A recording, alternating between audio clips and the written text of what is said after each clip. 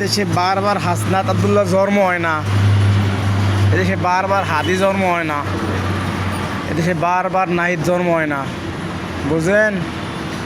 এরা একটাই জন্ম হয় বাঘের মতন। বারবার আসিফ মাহমুদ জন্ম হয় না, একটাই হয়।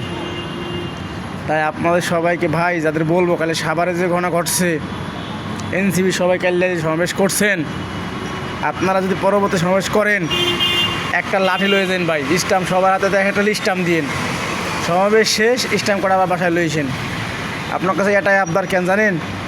গুলিস্তান 0 পয়েন্ট একটা ঘটনা দেখছেন না, জামাতে একটু মিছিল করছে, তার উপর ঝাঁপাই পড়ছে বিএনপির কয়েক নেতারা। তারপর যেহেতু জামাত আবার আন্দোলন করছেন স্টাম্প নিয়ে, সাহস করে কে আগের সাহস পায় নাই। এই জন্যই ভাই সবাই কই সমাবেশে লাঠি রাখবেন, এরা ওরা মাথায় পতাকা রাখবেন বাংলাদেশের, আর লাঠি রাখবেন। তবে দেখবেন কোনো মায়ের পুত ককটেল তো দূরের কথা, আপনার সামনে এসে কথা কওয়ার সাহস পাবে না। এই জন্যই সাহস করে সবাই লাঠি রাখবেন, লাঠি মাথায় রাখবেন, নাহলে কালেমার পতাকা, নয় রাখবেন একটা বাংলাদেশের পতাকা, বীরের মতো বাঁচবেন। বাঁচলে এই কইলাম, ওই বারবার হাসনাত আব্দুল্লাহ জন্ম হবে না, আসিফ মাও জন্ম হবে না, ওই একটাই জন্ম হবে, বুঝলেন?